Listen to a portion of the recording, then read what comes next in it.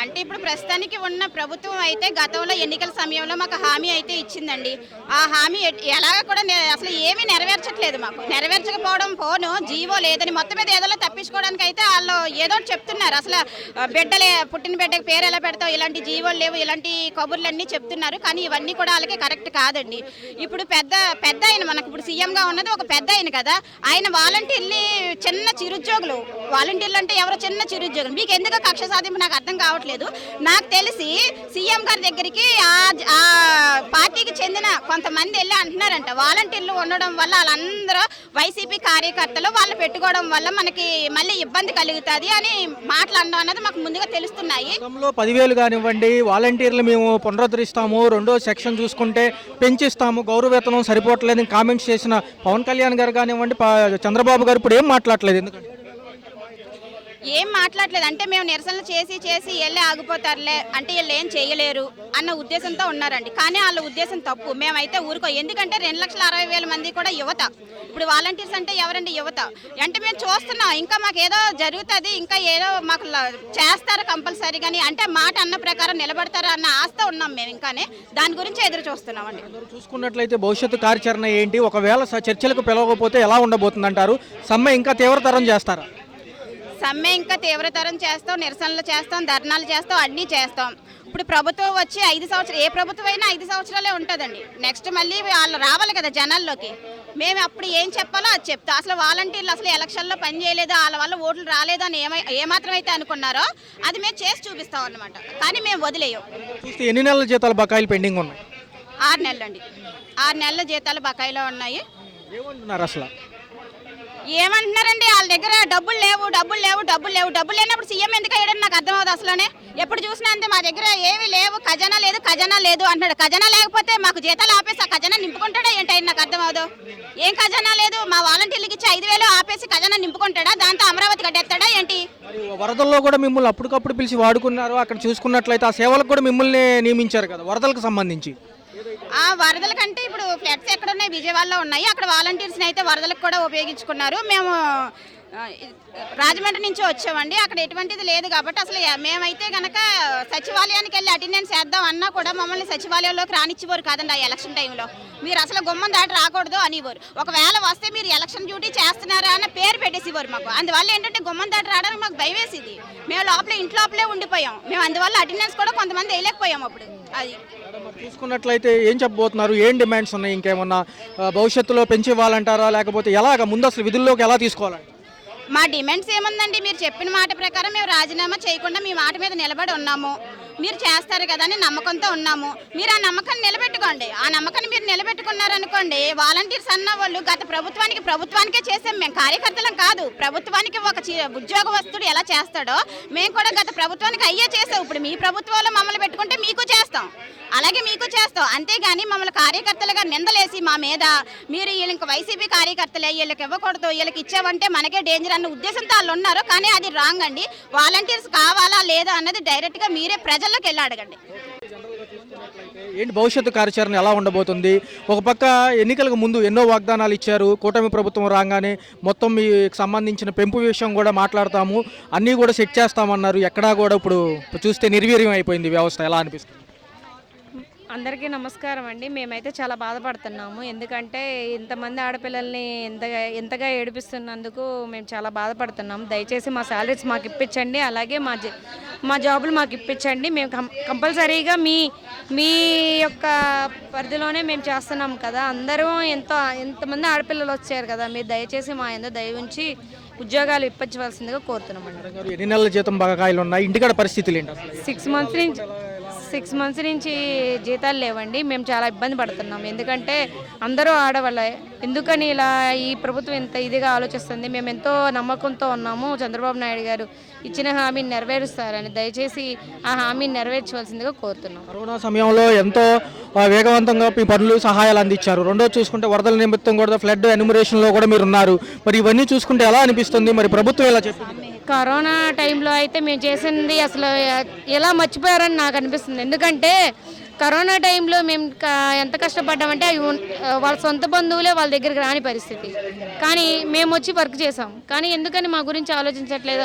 Corona సంగతి పక్కన పెట్టాల్సిన అంశం ఏం కాదు, బట్ కరోనా కన్నా కూడా మన ఫ్లడ్స్ డ్యూటీలో కూడా మేము ఎంతో కృషి చేసి వర్క్ చేసామండి. ప్యాకింగ్ అని, కొంతమంది సప్లైస్ అని విడివిడిగా గ్రూపుల్లాగా జాయిన్ అయ్యి చేసాము. కానీ కరోనా టైము మాకు న్యాయం చేయలేదు, ఇప్పుడు న్యాయం జరగట్లేదు. దయచేసి మా ఎన్ని దయవుంచి న్యాయం చేయవలసిందిగా కోరుతున్నాము. ఈ వ్యవహారం గురించి ప్రతిపక్షాలు ప్రకటించినప్పటికీ అయితే పాలక పక్షాలు వాళ్ళు మీరు ఒక పార్టీకే చేసినట్టుగా మాట్లాడుతున్నారు. ఎంతవరకు సమంజసం అంటారా మాట? ఇందాక ఆయన సార్ మాట్లాడినప్పుడు నాకు అనిపించింది, అవును కదా, మేమందరూ సపోర్ట్ చేస్తే నిజంగానే జగన్ గారు గెలిచేవాళ్ళు. మేము ఎవరికి సపోర్ట్ చేయలేదండి, వాళ్ళకి చేయలేదు, వీళ్ళకి చేయలేదు. మేము పార్టీలకు అతీతంగా పనిచేసాం కాబట్టి మేము సపోర్ట్ చేయలేదు. కానీ ఇప్పుడైనా మా నుంచి వైసీపీ ముద్ర అని వేయకోకుండా మాకు జాబ్లు ఇప్పించవలసిందిగా కోరుతున్నామండి. అయితే భవిష్యత్తు కార్యాచరణ ఎలా ఉండబోతుంది? ఒక పక్క చూసుకుంటే వాలంటీర్లను పక్కన పెట్టిన ఈ ప్రభుత్వాలు మాట తప్పినట్టేనంటారు. అవునండి, మాట తప్పినట్టే. ఎన్నికలకు ముందు మాకు గౌరవ వేతనం 10,000 చేస్తానని చెప్పిన మాట అయితే తప్పారు సార్. మరి వాళ్ళకి ఆ మాటలు, అప్పుడు చెప్పిన మాటలు ఏమైనా అర్థం కావట్లేదు. వాలంటీర్లు మేము అధికారంలోకి వస్తే మీకు అసలు అప్పుడైతే ఆ గౌరవ వేతనం అనేది 5,000 సరిపోవట్లేదు, ఇప్పుడైతే మీకు 10,000 ఇస్తాము, మేము అధికారంలోకి వచ్చిన తర్వాత మీరు ఎవరు రాజీనామాలు చేయొద్దు, అలాగే ఉండండి అని చెప్పి ఇంటింటికి ఎమ్మెల్యేలుగా పోటీ చేసిన వాళ్ళు వచ్చి చెప్పారు సార్. ఇప్పుడేమో 6 నెలలు అయినా సరే సార్ మాకు వేతనాలు ఇవ్వకుండా మమ్మల్ని ఇలా ఇబ్బంది పెడుతున్నారు సార్. ఒక పక్క చూసుకున్నట్లయితే 10,000 మీరు అడగలేదు, ఒక పక్క చూసుకున్నట్లయితే ఏదో ప్రభుత్వానికి మీరు చేసినట్టుగా వాళ్ళు మాట్లాడుతున్నారు. అసలు ఏమంటారు? గతంలో ఏమన్నారు? స్కిల్ డెవలప్మెంట్ ఇస్తాము ఒకవేళ ఇందులో సెట్ అవ్వకపోతే అన్నారు. మరి ఇప్పుడు చూస్తేనేమో నిర్వీర్యం చేశారు ఈ వ్యవస్థ. గత ప్రభుత్వంలో గత ప్రభుత్వం ఉన్నప్పుడు వాళ్ళైతే మమ్మల్ని అన్ని పథకాలకి వాడారు సార్. పథకాల కంటే అనర్హులకి అర్హులుగా అయితే మేమైతే చేయలేదు కదా, ఏ పార్టీ తరఫున అయితే మేమైతే పని చేయలేదు కానీ సార్, మేము పనిచేసిందంతా ప్రభుత్వానికి ప్రజలకి మధ్య వారధులుగా ఉండి ప్రతి ఒక్క పథకం ప్రతి ఒక్కరికి అందేలా చూసాం సార్ మేము. కానీ ఇప్పుడైతే మమ్మల్ని గుర్తించట్లేదు సార్. మేడం, భవిష్యత్తులో ఎలా ఉండబోతుంది? ఎందుకంటే ఇప్పుడు అనేక సార్లు నిరసన వ్యక్తం చేశారు. నియోజకవర్గ వారంలో అనేక సెంటర్లలో నిరసనలు తెలిపారు.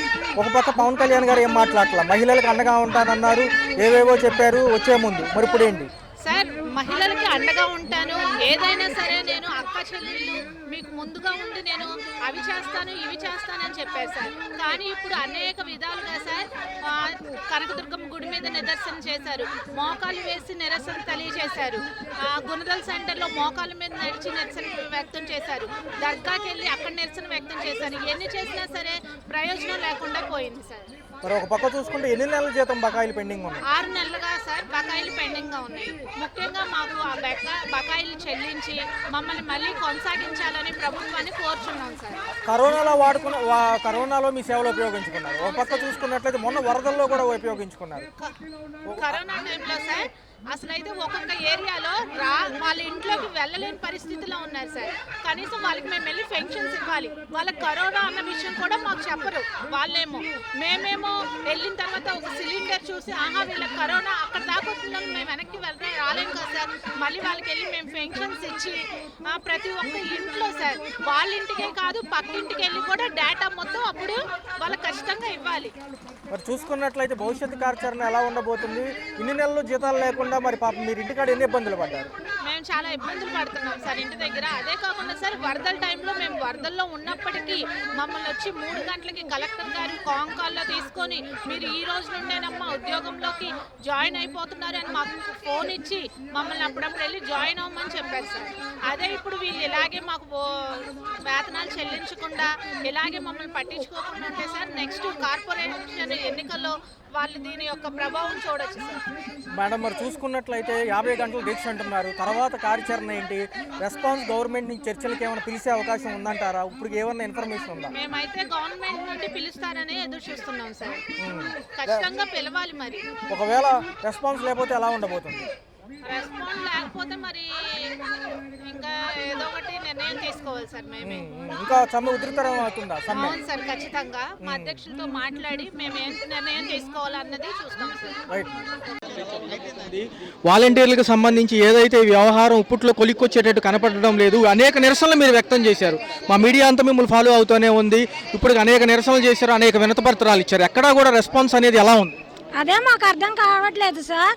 మేము మా గొంతులు చించుకొని మా పిల్లల్ని అందరినీ మా కుటుంబాలను వదులుకొని మేము రోడ్డు ఎక్కి మేము ధర్నాలకు వచ్చి శాంతి భద్రతంగా మేము నిరసన తెలియజేశాము. కానీ ప్రభుత్వం నుండి మాకు ఎటువంటి సందేశం అనేది మాకు అందలేదు. అందుకోసం మాకు బాధాకరంగా ఉంది. ఏదో ఒకటి ప్రభుత్వం నుండి మాకు సందేశం అనేది రావాలి.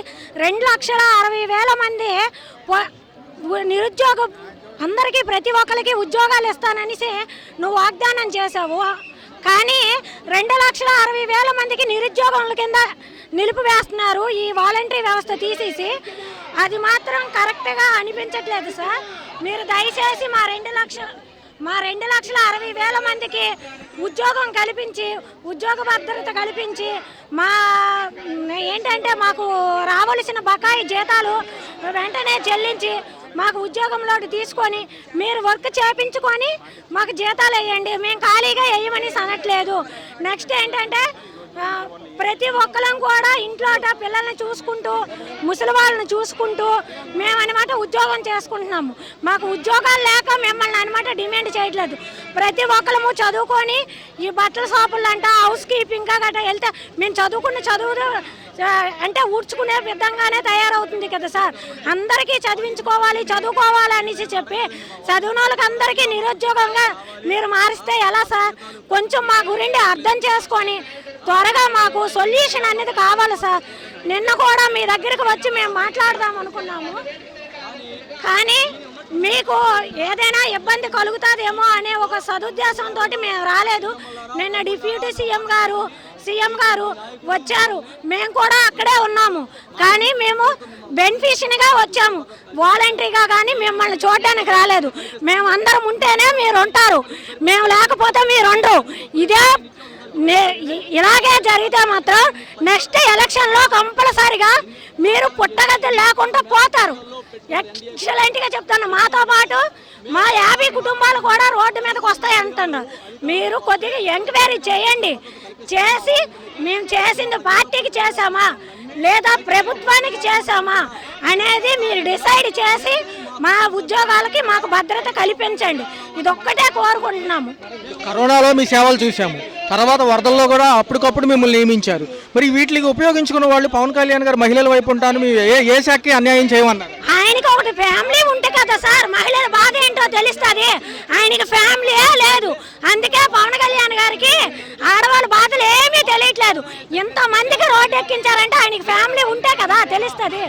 ఆయనకి ఫ్యామిలీ లేదు కాబట్టి మా బాధ తెలియట్లేదు. కానీ చంద్రబాబు నాయుడు గారికి ఒకటే కోరుతున్నాం, మీరు మా 2,60,000 మందికి ఉద్యోగాలు కల్పించి మీరు డిప్యూటీ సీఎం గారికి మీరు ఏమి సర్ది చెప్పుకుంటారో మాకు తెలీదు.